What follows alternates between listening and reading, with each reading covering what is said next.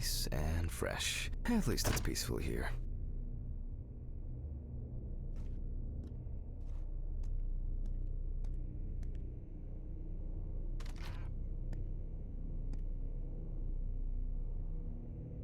Good evening, Mr. Ridley.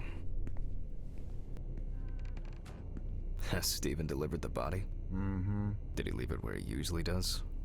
Uh-huh. As always, it's a real pleasure talking to you. If you say so.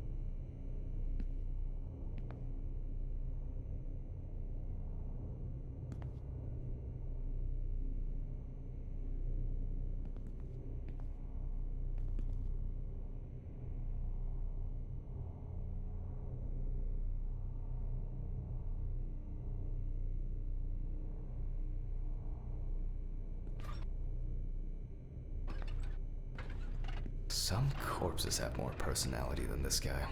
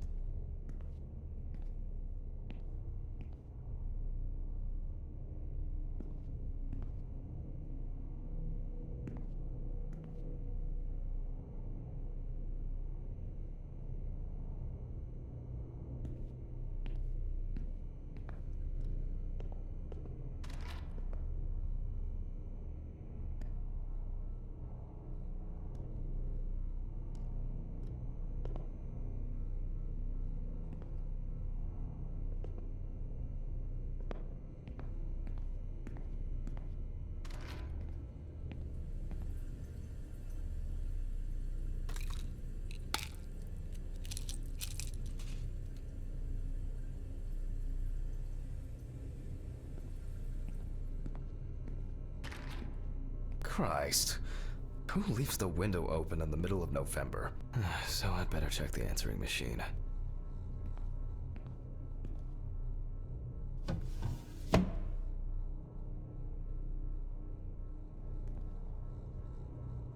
What? Still no mold? What kind of cheap and nasty coffee is this? Oh, it's actually my birthday, or they must have marked them down. I don't understand why you can't just smoke outside.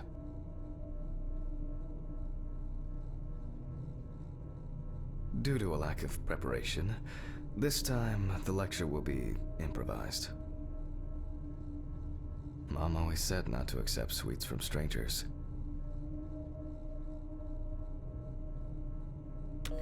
Hi, Jack. I dropped by a little early today. I left the body with Ridley in the corridor. He wasn't sitting in the locker then, so maybe he'll even throw him into the room. Well, how are you doing? Yeah, I mean, it's your first birthday without her, and...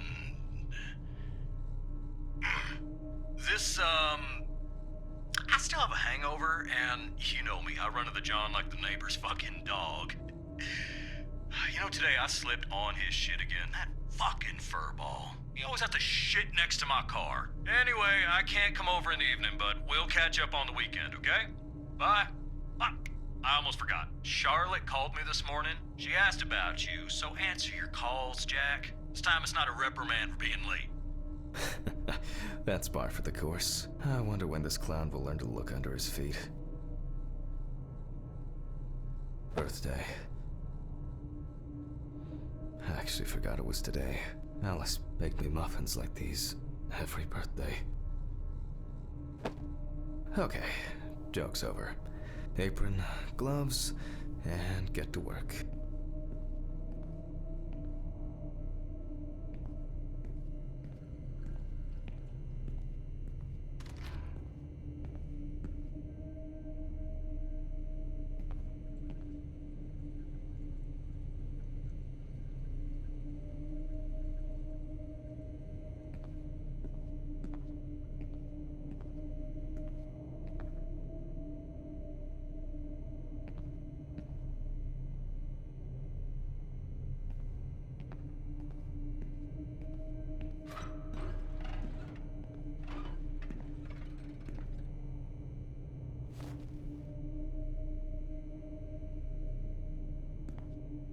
need to order another batch of these.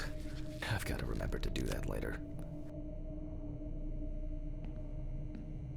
Ah, man. I remember you. You were on that talent show. What was your name again?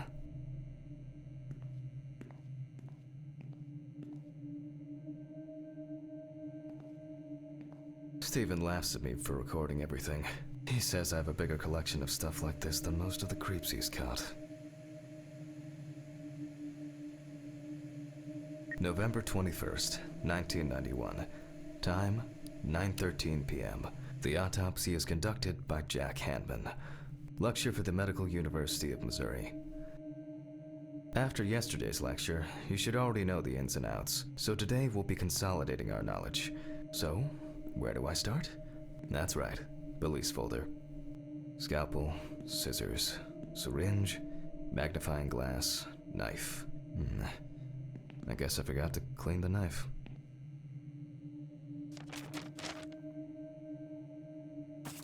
Ah, yes, Samantha Barker.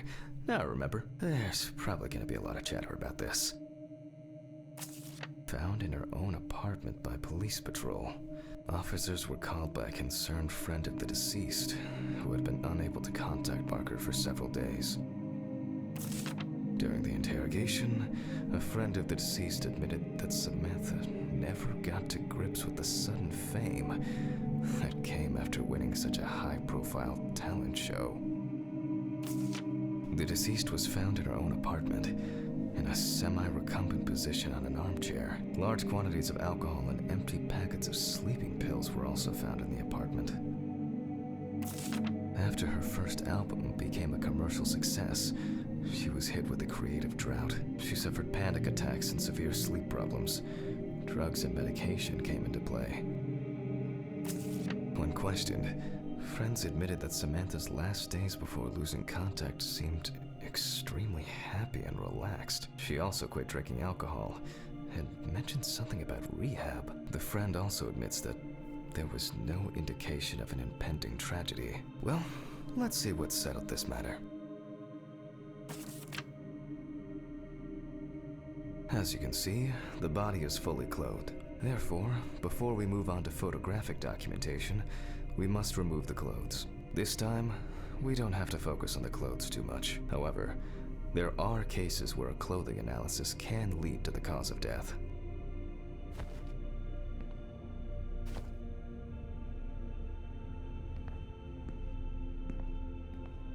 Okay, now we can continue with the examination. Again, begin by taking photographs of the cadaver. I guarantee that over time it will cease being embarrassing for you.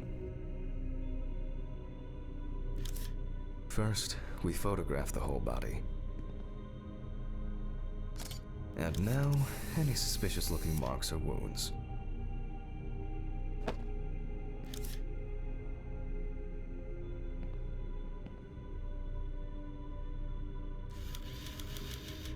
Interesting.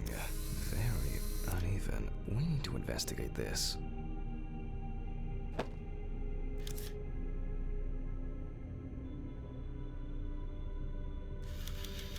You don't get such bruises from a normal contusion.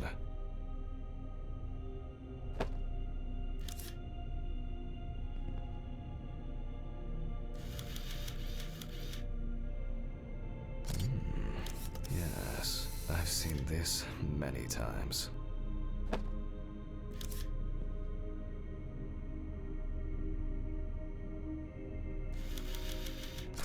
Well, there's even more here.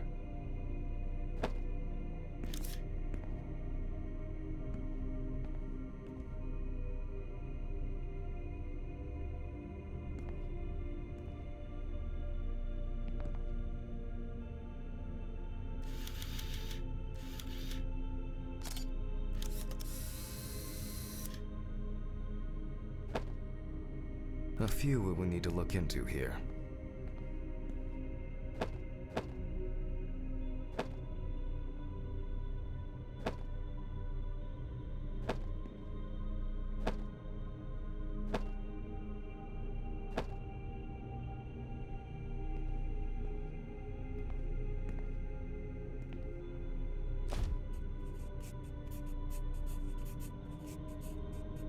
Notes prepared. Time to take a closer look.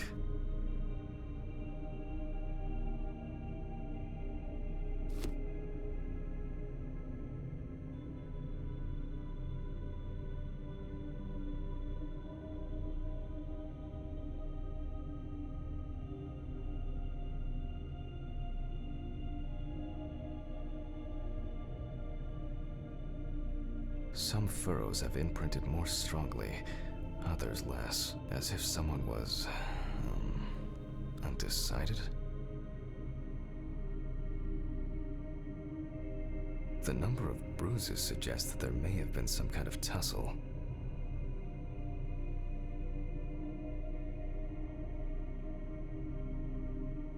And here's something interesting. The skin of the deceased is covered with numerous blisters. Some of them are ruptured.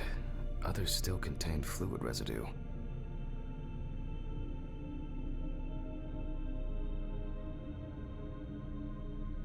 Such bruises are caused by either a very heavy blow or by some internal issues.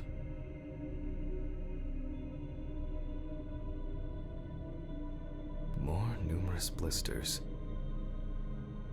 We have some leads to investigate here. Let's write this down.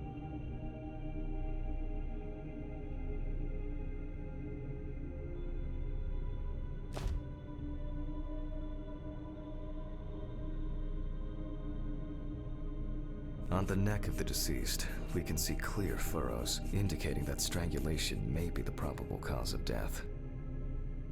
Given the condition of the deceased, it's difficult to tell immediately whether the bruises were the result of a struggle or perhaps the result of iron deficiency. Currently, it's difficult to say whether the bruises were the result of a beating or whether it could be some kind of internal bleeding.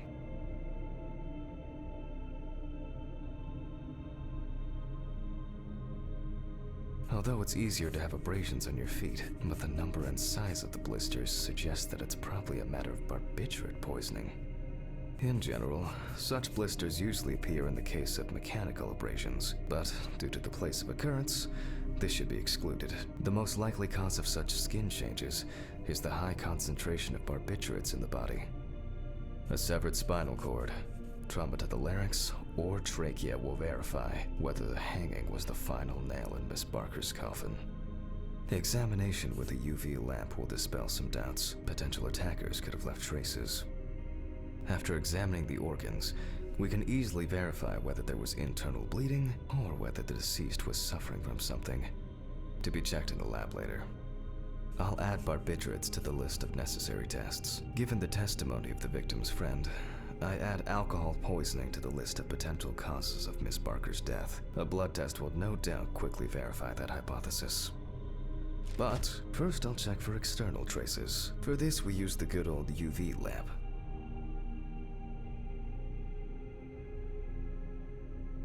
I look carefully at the whole body. UV rays will reveal any traces.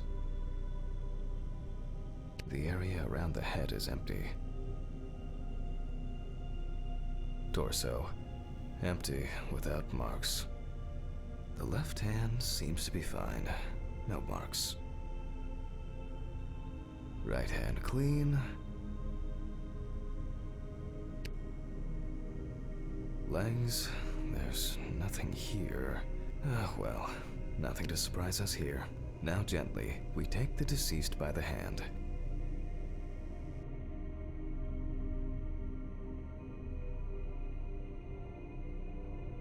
And we check for rigor mortis.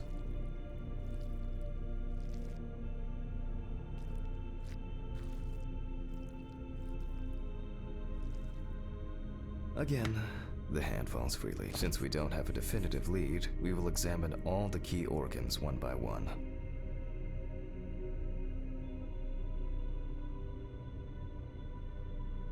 So, I'm starting the internal inspection.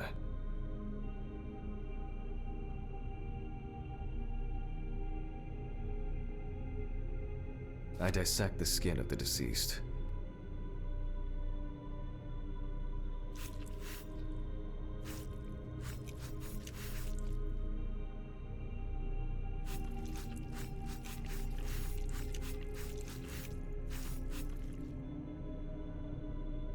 and I proceed to deflect the skin flaps. Compared with yesterday's body, the deceased has only trace amounts of adipose tissue.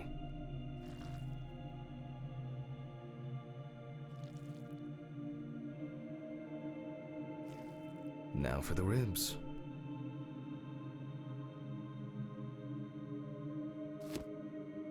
What do we have here?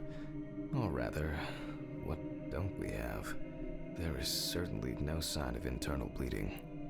Before I disembowel the deceased, I will take samples for toxicological tests to determine the alcohol content in the body. I just need my syringe. Just to be sure, I'm taking samples from 3 organs: the eyeball, the heart, and the bladder. Analysis will rule out, or confirm, alcohol poisoning as the cause of death.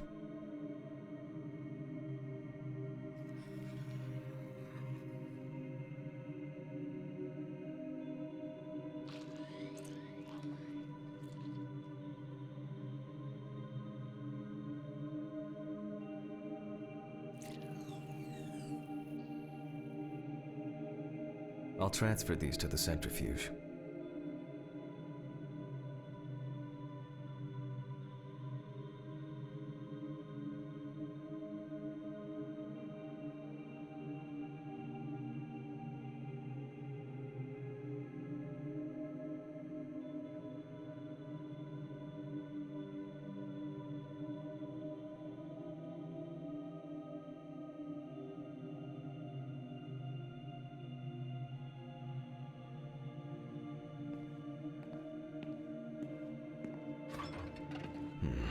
What was it? 15, 70, 10, 75? Numbers have never been my strong point. It's probably why I regularly forgot birthdays and anniversaries. I'm lucky Alice always forgave me.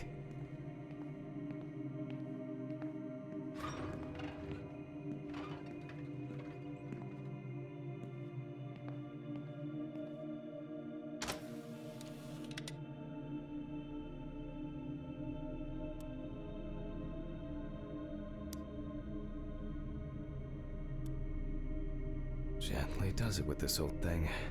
Handle with kid gloves.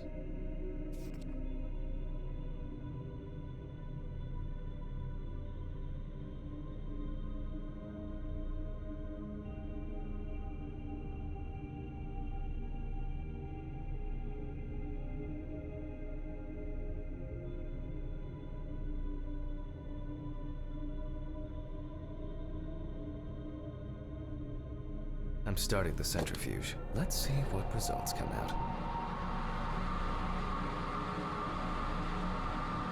The laboratory is already open, so... Fucking hell! Ridley! Mr. Ridley! The fuses need resetting. Where is he? Fuck it. I'll do it myself.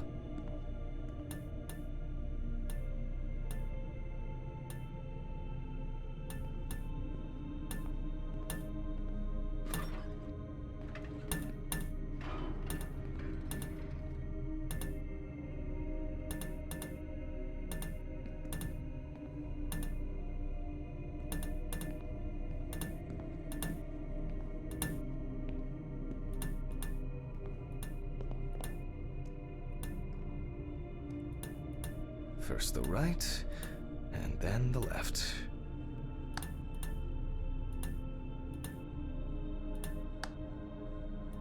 And voila.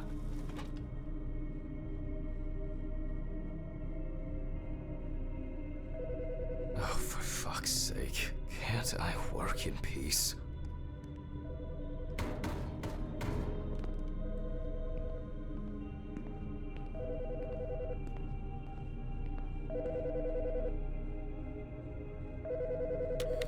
Jack Hanman speaking. Easy, why so rude? Steve?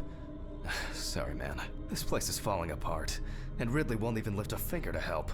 You just can't work here. Did the centrifuge trip the fuses again? Yeah, eventually everything's gonna go up in smoke. Look on the bright side. It's a free cremation with your autopsy. Jesus, stop it. That shit pisses me off. Okay, sorry, Jack. Anyway, I'm calling to ask how the autopsy's going. Soon there'll be journalists sniffing around for info, so we'd best be ready. I'll whiz through this in a couple of hours. It doesn't look like a complicated case to me. More of a formality. The report will be available in the morning. Sounds great. Thanks. Phew! How's your head? Well, my head seems better than yours. On the way to work. Holy fuck. What? What's happening? Quiet. A 3-car police convoy was involved in an accident near Pete's Bay Bridge while transporting prisoners to Orleans Parish Prison. At the moment, we do not know the exact number of victims or whether any of the convicts escaped. However, the scale of the accident indicates a large number of victims, possibly even fatal ones. Police are on their way to investigate the incident and secure the area. We know that the injured prisoners are on death row. The police were to transport them to their execution, which was to take place tomorrow morning. Many of them are very dangerous criminals. We will report on the matter on an ongoing basis, so stay tuned with us. What? Was... Stephen... Was Red Pete one of the passengers? He was, wasn't he? What if he survived? Jack, I have to go. They want me on site. What if he survived? I gotta go. Talk to you later, okay? Fuck. Calm down, Jack. Pills. I need my pills. You heard him, Jack. A serious accident. Lots of victims. He's definitely dead. Yes. Nothing's going to happen.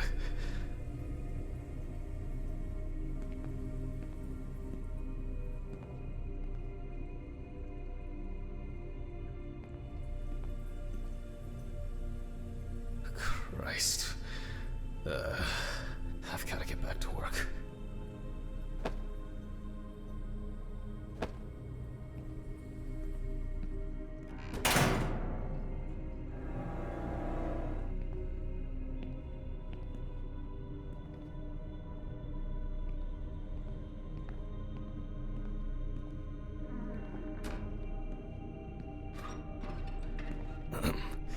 Technical break. At least I know I can pursue a career as a janitor if I need to.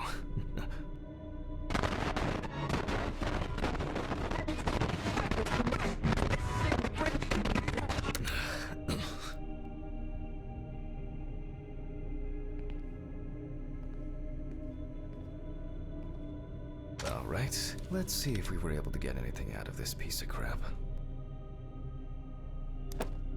And miraculously, yes, the samples did spin. I'll transfer them to the chromograph in the lab.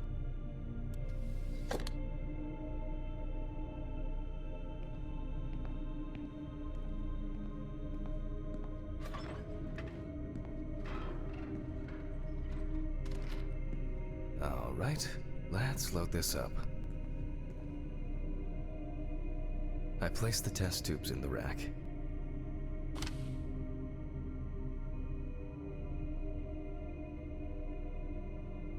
Now, just take 5 milliliters from each.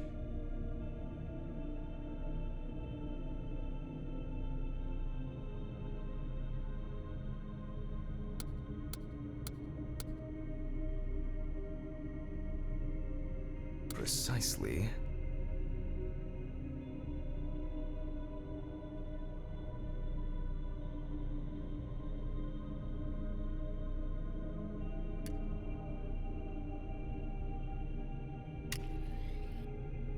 The next.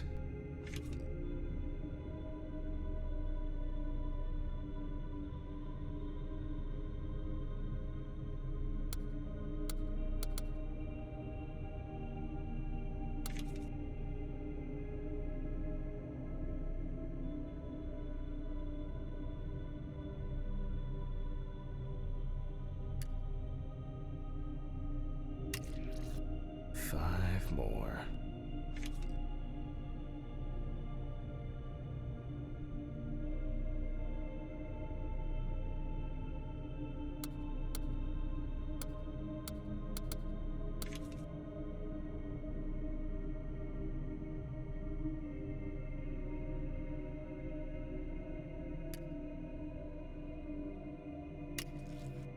we put the prepared sample into the machine.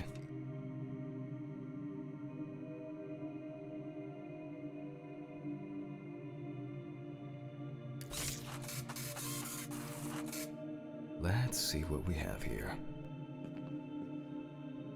The results indicate that the deceased did consume alcohol shortly before her death.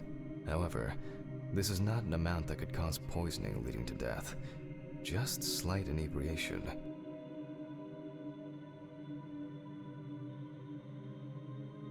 I can return to the body and continue the rest of the examination.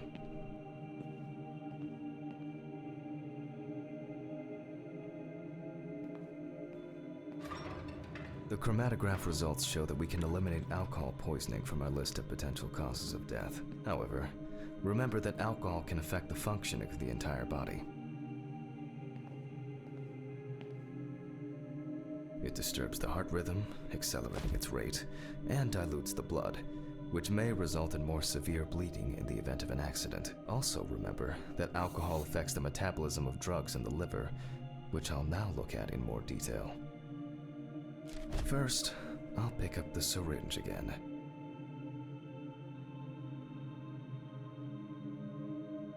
I'll take samples from the liver and the heart to test the concentration of barbiturates in the body.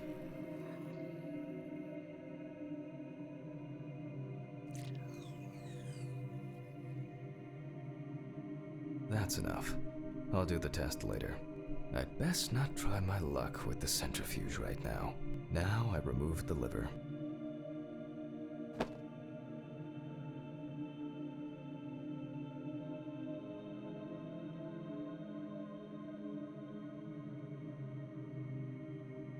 No lesions. However, it is slightly enlarged. Perhaps it's a slight inflammation or drug-induced damage. It may also be the result of the deposition of substances from drugs. Let's check the weight of the organ.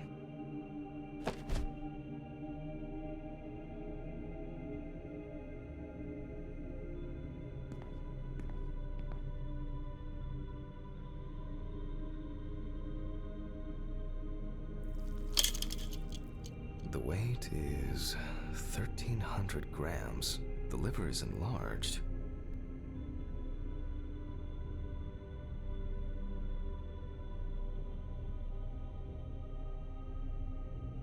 I'll move on to a cross-sectional study. Perhaps the enlargement is the result of early cancerous changes.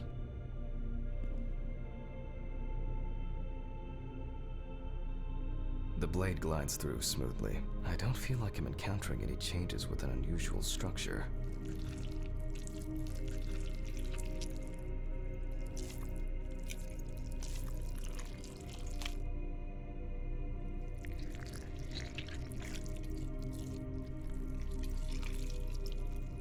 No steatosis or cirrhosis. The liver is actually quite clean inside.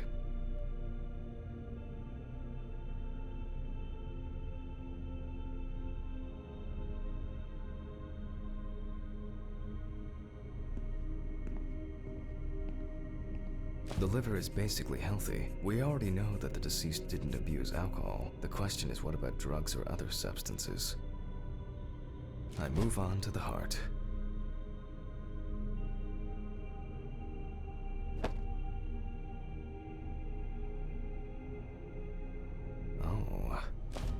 At a glance, we can see signs of a heart attack. The deceased is definitely too young to have a heart attack due to natural causes. The liver is enlarged, not from alcohol poisoning, and the heart looks like it has collapsed. So, I guess we need to go to the centrifuge and check for these barbiturates.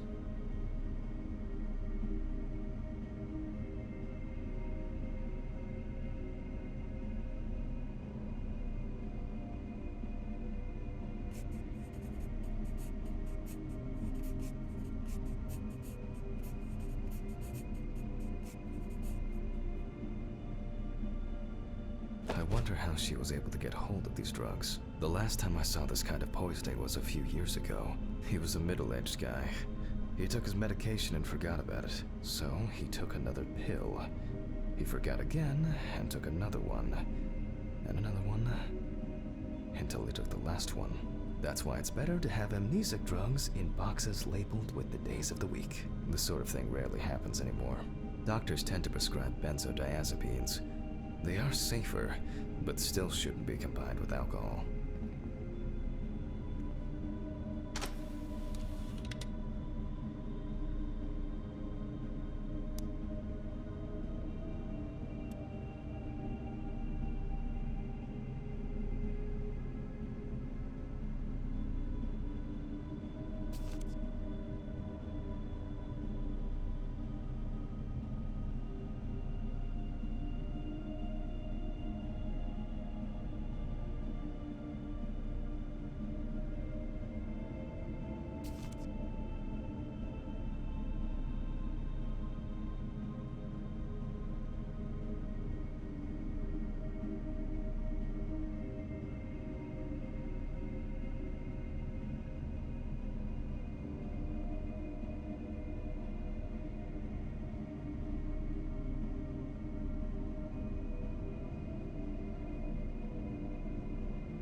We close the centrifuge and pray that it doesn't trip anything again.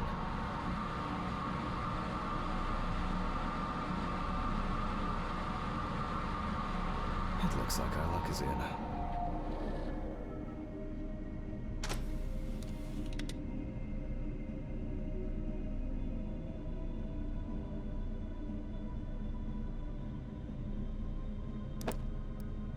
We can take the samples to the lab now.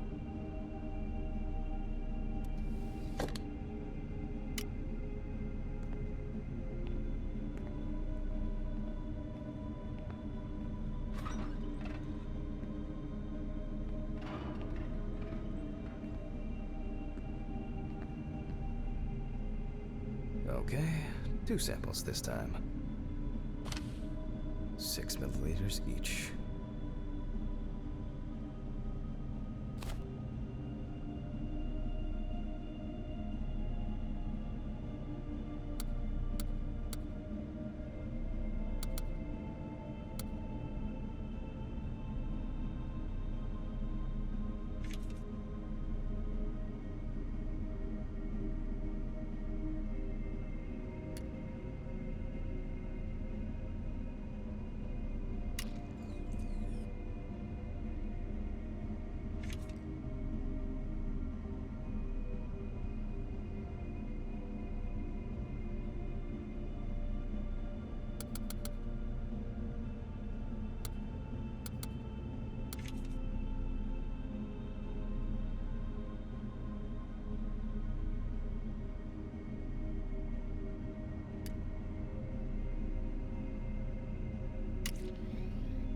Well, let's see how much of it we find.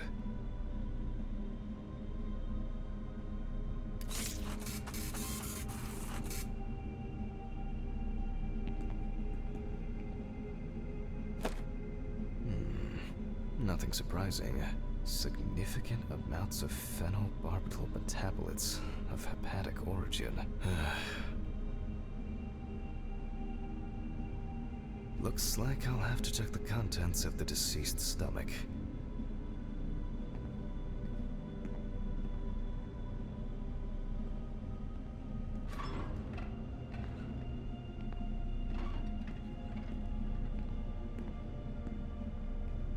The tests showed that the collected blood contained enough barbiturates to cause cardiopulmonary collapse. The question now is whether it was an accident or a deliberate act. I'm proceeding to examine the stomach. Before extraction, I ligate the entire organ to prevent its contents from spilling out. Okay, I'm now cutting out the organ, which will move to the board for dissection.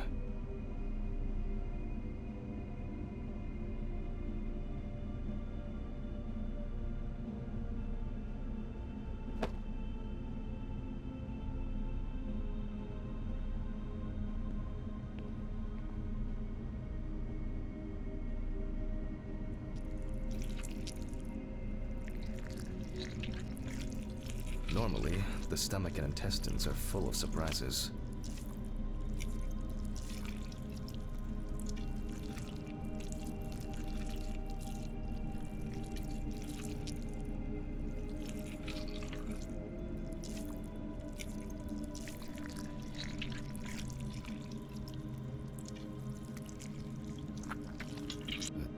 This time, we see remnants of undigested food and a dense mass of pills. You don't take this many drugs by accident.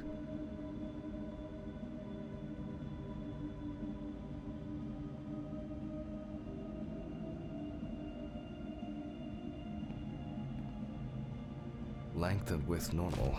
No obvious pathological changes. Undigested drugs found in the stomach of the deceased. The direct cause of death was probably an overdose. I'll check the rest of the organs, and then the nervous system. We'll see how significant the marks on the neck are for the whole case. Lungs are normal, no lesions. The victim was probably a smoker, but was unlikely to be in any serious danger. The deceased's trachea is normal, complete patency. No food or fluid. The deceased's intestine is normal, no clear pathological changes.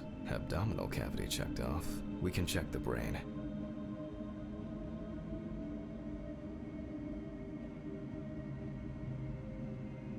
I make a cut to open the lid of the victim's skull and remove the brain.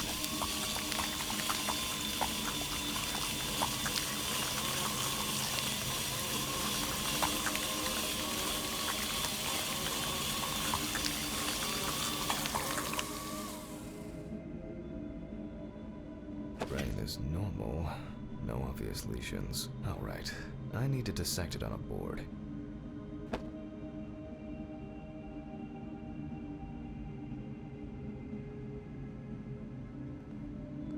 Using a knife, I carefully cut through the brain tissue.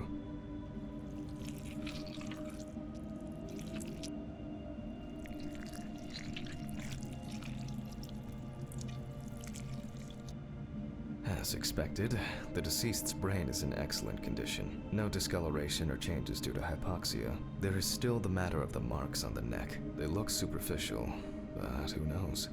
Maybe the spinal cord has been severed.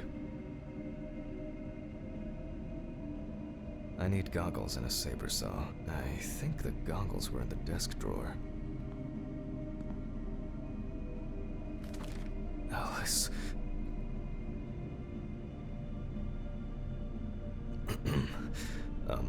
Saw.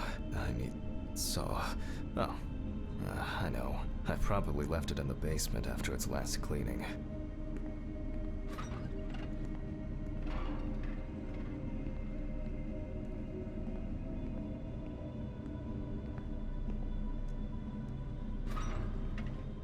Mr. Ridley, I need a key to the basement. It's in the social room. Why is the key lying at the... never mind. Thank you. Hey, Hammond.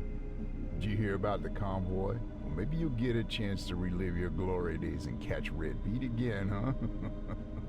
Let's hope there won't be a need for that.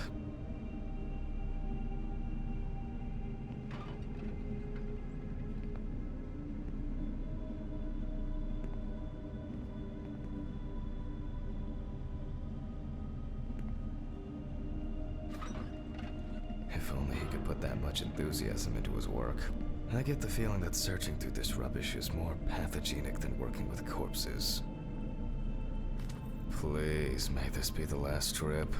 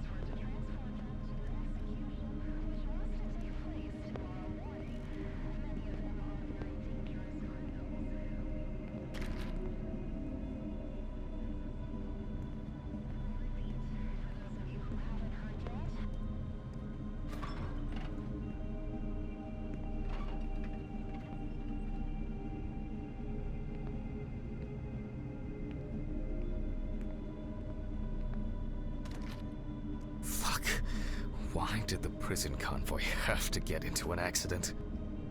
Jack, take a deep breath. Deep, pleasantly cool breath.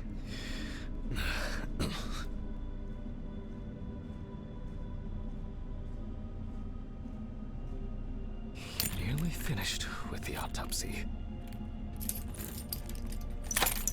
Then you can go home and rest. I'll take the saw. I'll check. Fuck! It's jammed! Doesn't anyone do maintenance around here? Damn hatch. Damn red Pete. Never again. If only.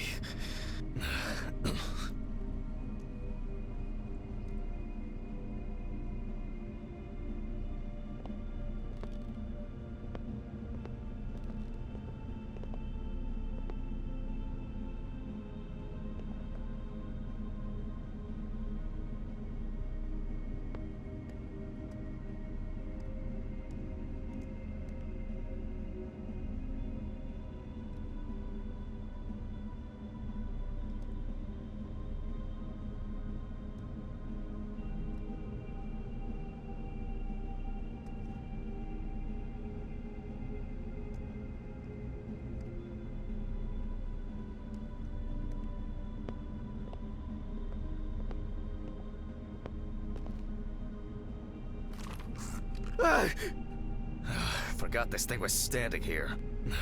It would be easier if I put things away properly.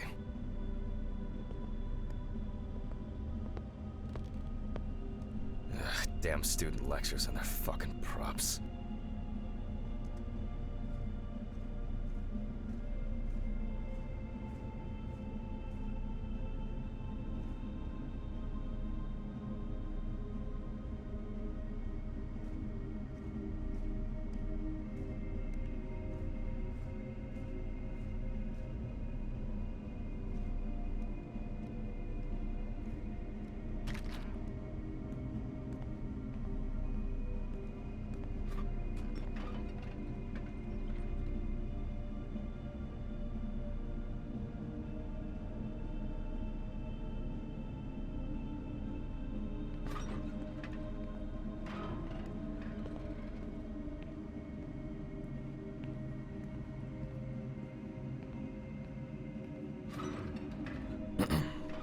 Sorry for the short interruption. I hope you all took the opportunity to grab some coffee. And now that I have everything I need, I'll move on to revealing the spinal cord.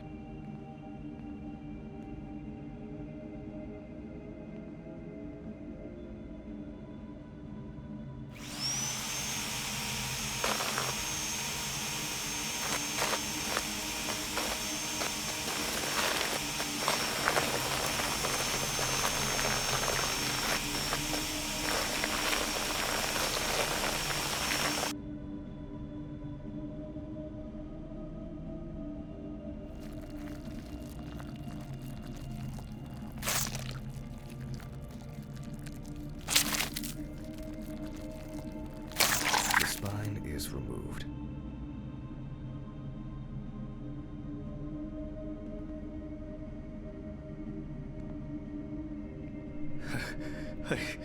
I need to take my pills now!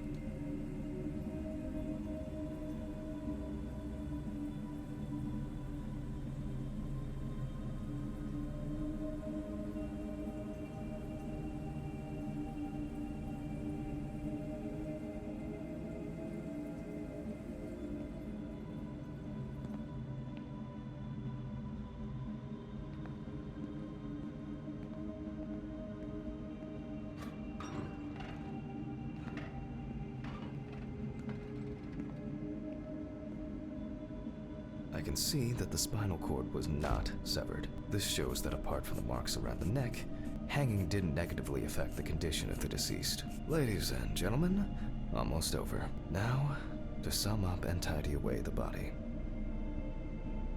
The direct cause of Samantha Barker's death was a heart attack resulting from an overdose of barbiturates. Traces found on the body suggest that the overdose was a deliberate act, following a failed attempt to hang herself. The autopsy found no evidence or genetic materials indicating that death could have been the result of an attack. Third-party involvement must be excluded. Autograph, and we can start sewing.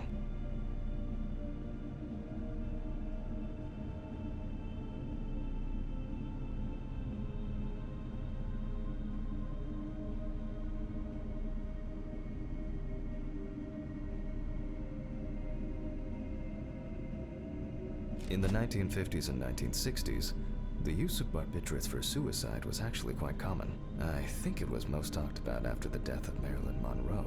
At home, it was a help and comfort. On death row, a farewell to the convicts.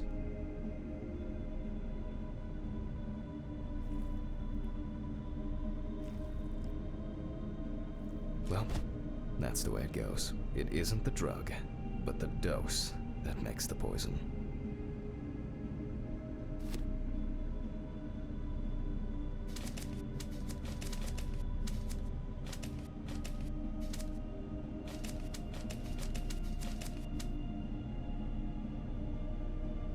Well, we're done for today. Thank you for your attention.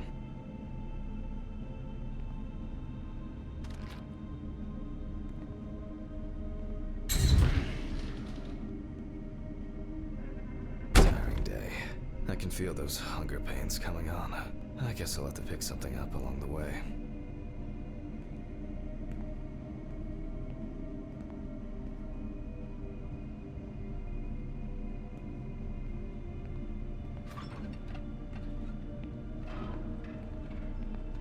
A nightcap will do me good.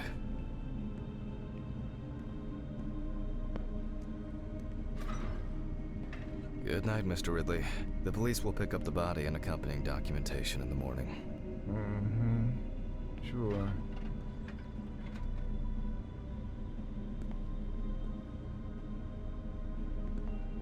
I guess there are actually two things in this world you can be certain of. Death and Ridley's reluctant attitude.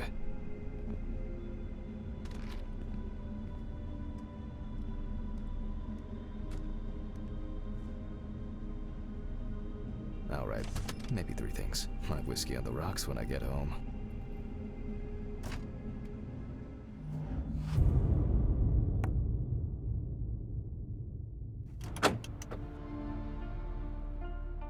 So cold. I guess I should have brought my jacket to work.